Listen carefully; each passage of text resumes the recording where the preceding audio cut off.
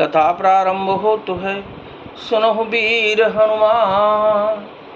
गुरुदेव भगवान आसन माय विराजिए, तेज पुंज बलवान सियावर रामचंद्र जी की जय। पवन सुत हनुमान जी की जय। जो ये सुंदर और अत्यंत सुकुमार होकर मुनियों के वल्कल वस्त्र पहनते और जटा धारण करते हैं, तो फिर करतार विधाता ने भांत भांत के गहने और कपड़े वृथा ही बनाए। जो ये कंद मूल फल खाही, बाधि सुधा हरि सन जग माही। एक कहाई ये सहज सुहाए, आप प्रगट भय विधि न बनाए। जो ये कंदमूल फल खाते हैं और जगत में अमृत आदि भोजन व्यर्थ ही है, तो जगत में अमृत आदि भोजन व्यर्थ ही है। कोई एक कहते हैं कि ये स्वभाव से ही सुंदर है, इनका सौंदर्य माधुर्य नित्य और स्वाभाविक है, ये अपने आप प्रकट हुए हैं, ब्रह्मा के बनाए नहीं हैं। जलग वेद कही विद करनीय रामा, रामा श्रवण नयन मन गोचर बरनी राधे श्यामा। देखो खोज भुवन दस चारी, और कहीं यस पुरुष कहाँ यस नारी। हमारे कानों नेत्रों और मन के द्वारा अनुभव में आने वाली विधाता की करनी को जहाँ तक वेदों ने वर्णन करके कहा है, वहाँ तक 14 लोकों में ढूंढ देखो, ऐसे पुरुष और ऐसी स्त्रियां कहाँ हैं? कहीं भी नहीं है। इसी से सिद्ध होता है कि ये विधाता के 14 लोकों से अलग हैं और अपनी महिमा से ही आप निर्मित हुए हैं। इन्हें देख के विद्य मनु अनुरागा, पटतर जोग बनावे लागा। किन बहुत सम एकन आए, तेहि साबन आने दुराए। इन्हें देखकर विधाता का मन अनुरक्त मुग्ध हो गया। तब वह भी इन्हीं की उपमा के योग्य दूसरे स्त्री पुरुष बनाने लगा।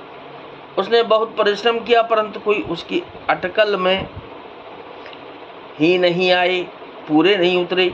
इसी ईर्ष्या के मारे उसने इनको जंगल में लाकर छिपा दिया है। एक कहाई हम बहुत न जानही, आप ही परम धन्य करे मानही। ते पुण्य पुण्य पुंज हम लेखे, और जे देखे जिन देखे। कोई ये कहते हैं कि हम बहुत नहीं जानते भैया, हाँ अपने को परम धन्य अवश्य मानते हैं जो इनके दर्शन कर रहे हैं, और हमारी समझ में वे भी बड़े पुण्यवान हैं जिन्होंने इनको देखा है, जो देख रहे हैं और जो देखेंगे। ए विद कही कही बचन प्रिय लेहि नयन भर नीर, किम चले हैं मार्ग अगम सुट सुकुमार। शरीर सियावर रामचंद्र जी की जय, पवन सुत हनुमान जी की जय। इस प्रकार प्रिय वचन कह कर सब नेत्रों में प्रेमांशुओं का जल भर लेते हैं और कहते हैं, ये अत्यंत सुकुमार और शरीर वाले दुर्गम कठिन मार्ग में कैसे चलेंगे। नारी स्नेह विकल बस होही, और चकई साँझ समय जनु सोही। मृदु पद कमल कठिन मगु जानी, गह बरि हृदय कहाँ बरबानी। स्त्रियां बस विकल हो जाती हैं, मानो संध्या के समय चकवी भाभी वियोग की पीड़ा से सो रही हों, दुखी हो रही हों। इनके चरण कमलों को कोमल तथा मार्ग को कठोर जानकर वे व्यथित हृदय से उत्तम वाणी कहती हैं। परसत मृदुल चरण अरुणारे, सकुचत महिज में हृदय हमारे। जो जगदीश ये नहीं बनु दीना, कसन सुमन मय मारगु कीना। इनके कोमल और लाल लाल चरणों तलबों को छूते ही पृथ्वी वैसे ही सकुचा जाती है जैसे हमारे हृदय सकुचा रहे हैं। जगदीश्वर ने यदि इन्हें वनवास ही दिया तो सारे रास्ते को पुष्पमय क्यों नहीं बना दिया। जो मांगा पाही विधि पाही, ए रखी अहि सखी आखिन माही। जे नर नारी न अवसर आहे, तिन सिया राम न देख न पाए।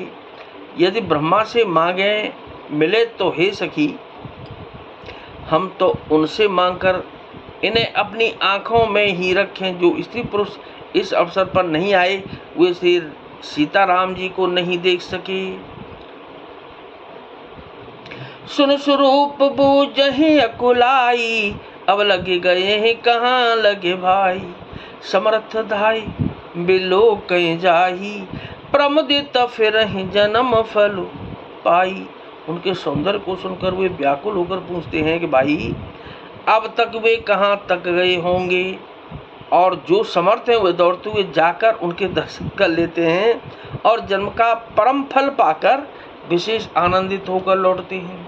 अबला बालक वृद्ध जन कर्मी जय पछताहि, होहि प्रेम बस लोग इमे, राम जहाँ जह जाहि सियावर।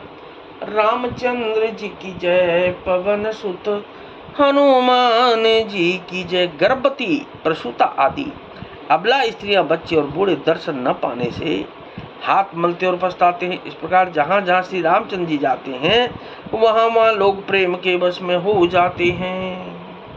कथा विसर्जन हो तो है विदा हो हनुमान, गुरु जी भगवान राम लखन और जानकी मैया, सदा करें कल्याण सियावर।